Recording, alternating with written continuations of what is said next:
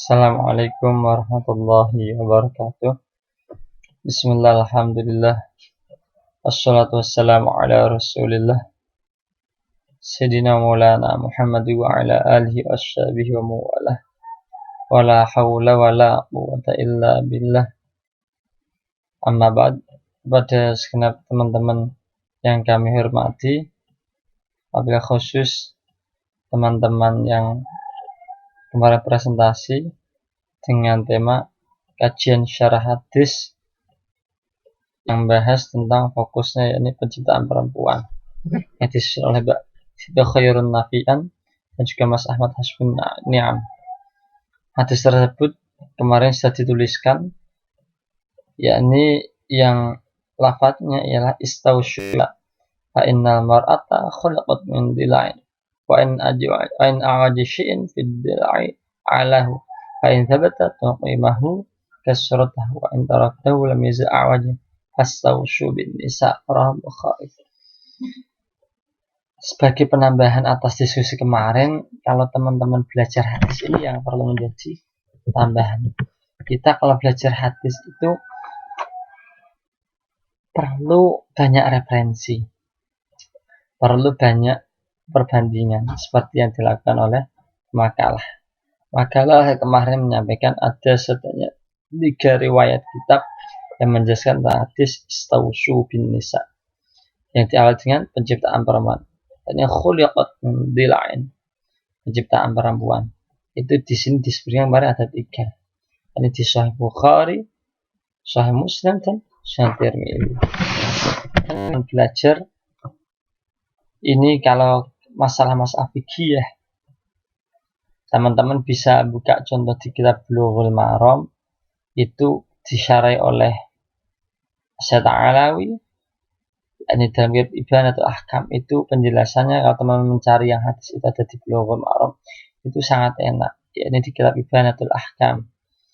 Itu ialah penjelasannya beliau tematik, yakni ada penjelasan tentang tahlil, penjelasan analisis lafal, lalu tentang makna, lalu juga tentang hukum-hukum fikih. Ini salah satu contoh kitab. Teman-teman kebetulan menemui kitab hadis tersebut ada di kitab Bulughul Maram. Itu sudah dijelaskan detail oleh Syekh Alawi. Di antaranya di kitab Ibadatul Ahkam.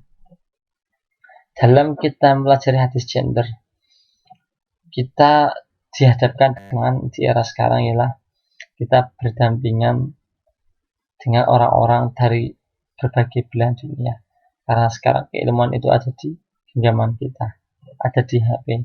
Kita jika ingin mengetahui pemikiran orang-orang orientalis, orang-orang barat, maka kita cukup membuka link di HP kita tentang pemikiran orientalis.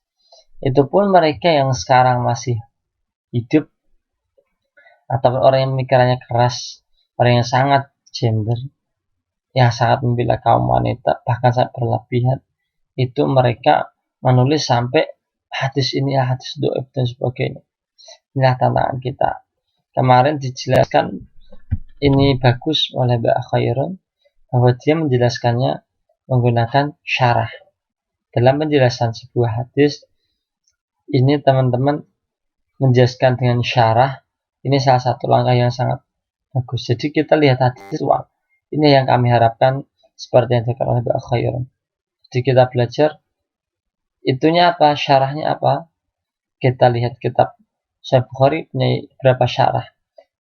Lalu kitab Muslim ada syarahnya juga. Sahih Tirmidzi ada syarahnya. Itu ya salah satu kitab yang mana kitab itu menjadi referensi utama kita. Lalu dalam penjelasan syarah, ini tambahan, kalau teman-teman memang ingin belajar serius, kalau bisa mengakomodir beberapa syarah, karena satu kitab tuh kadang syarahnya banyak. Kitab Sahih Bukhari itu kesana syarahnya nggak hanya satu. Kalau teman-teman ingin pemahaman yang komprehensif, yang lengkap, ditambah dengan kontekstualitas, coba carilah syarah yang syarahnya mulai dari 1, 2, 3 kitab. Dan itu zaman sekarang kalau teman-teman pengen cari kitab mudah itu bisa download di internet PDF lewat aplikasi, ataupun teman-teman bisa download dengan menggunakan link-link seperti waqfiyah dan sebagainya. Itu tinggal cari syarah kitab apa, itu bisa dapat. Sebagian besar kalau kitab-kitab Arab itu enaknya kita sebagian besar bisa kita download dan itu pun gratis. Dan itu hanya PDF, cukup kita siapkan flash disk atau laptop sebagai tempat penyimpanannya. Dan dalam penjelasannya, kalaupun kita tiba-tiba menemui perbedaan pendapat dengan pemikir era sekarang, maka kalau secara hati-hatinya kita berpegang teguh dengan hadis yang ada itu sangat baik. Ditambah dengan penjelasan para pensyarah hadis seperti yang tadi dijelaskan di grup, yakni dengan menggunakan pemikiran hadis. Dan itu kita kontekstualisasikan dengan keadaan yang sekarang. Terkadang lafaznya sama, tapi kalau kita punya analisis yang sama, kalau kita kontekstualisasikan dengan keadaan yang ada, insya Allah jawabannya ketemu.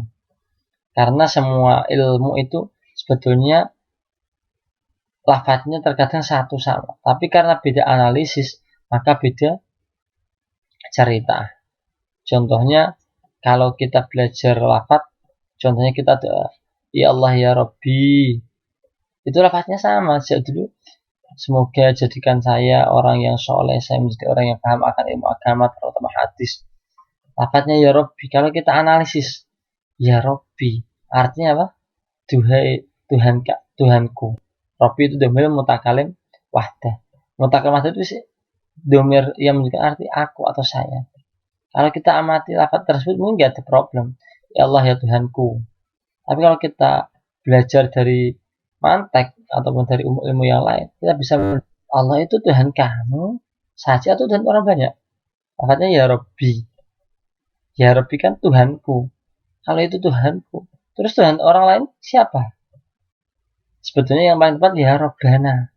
Ya Allah Tuhan, ya Tuhan kita, Tuhan kami. Nah, tapi kenapa kalau sebagai orang berdoa pakai ya Rabbi? Karena dalamnya keilmuannya dia dan memiliki betul akan Allah, mempunyai rasa milik yang sangat besar ya Rabbi, sehingga dalam doanya dia pakai kata ya Rabbi, artinya Allah ya Tuhanku, saya seakan-akan engkau miliki. Memang kita ini milik Allah, innalillahi wa inna ilaihi raji'un. Jadi rasa kepemilikannya itu sangat kuat sehingga ya Rabbi itu untuk lebih mendekatkan kita antara kita dan Allah, antara Khalik dan makhluk. Itu nggak apa-apa, meskipun secara mata nggak boleh. Itulah yang kadang kita nggak kita temui kalau kita nggak pakai analisis. Hanya kalau kita punya problem, kita ada penafsiran atau pensyarahan hadis yang ternyata nggak sesuai, kita buka seperti yang dilakukan oleh makalah. Tapi kalau bisa referensinya, kalau bisa ini untuk makalah selanjutnya yang ada itu referensi kitab tersebut, kitab apa saja syarahnya. Contoh Sahih Bukhari bisa disamakan dengan beberapa versi. Kalaupun ternyata isinya sama, mungkin bisa ditambah isi yang terlihat beda apa. Itu kita tulis atau kita jelaskan sehingga kita kaya akan referensi. Sehingga kalau ada problem, kita bisa menyampaikan dalam kitab Irsyadus Sari seperti ini, dalam kitab ini seperti ini, kitab ini seperti ini. Sama-sama satu kitab hadis, tapi syarahnya kita bisa punya beberapa pilihan. Lebih kita bisa punya waktu untuk ngaji secara langsung atau ittisalus sanad, menyambung sanad. Di Kudus ini ada beberapa kiai yang masih mengajarkan kitab hadis. Dan itu umum. Contohnya Menara ada Kiai Saifuddin Lutfi ngaji kitab Riyadhus Shalihin, itu hadis. Lalu Kiai Anik Nafisah itu sampai sekarang masih mengajar kitab Sahih Bukhari, Sunan Abi Dawud, dan kemarin saya pernah ngaji dulu ketika masih sekolah ataupun kalau dari Kuciah, yakni kitab Al-Muwatta. Kita ada ketersambungan sanad itu jauh lebih baik. Karena apa? Karena selain kita baca kitab, kita punya referensi dari guru, dan guru itu punya guru lagi. Sehingga terkadang ada orang yang mendapatkan hadis salah itu yang sangat istimewa. Saya pun belum pernah, tapi berharap dapat. Ya, ini kita dapat hadis yang itu berasal dari guru kita ke guru kita sampai kepada Rasulullah. Itulah salah satu tambahan yang kami sarankan dalam mata kuliah hari ini. Yang jelas untuk mata kuliah hadis gender kami harap bisa lebih aktif dan perkuliahan dapat berjalan lebih baik daripada sebelumnya. Dari kami kurang lebihnya mohon maaf. Assalamualaikum warahmatullahi wabarakatuh.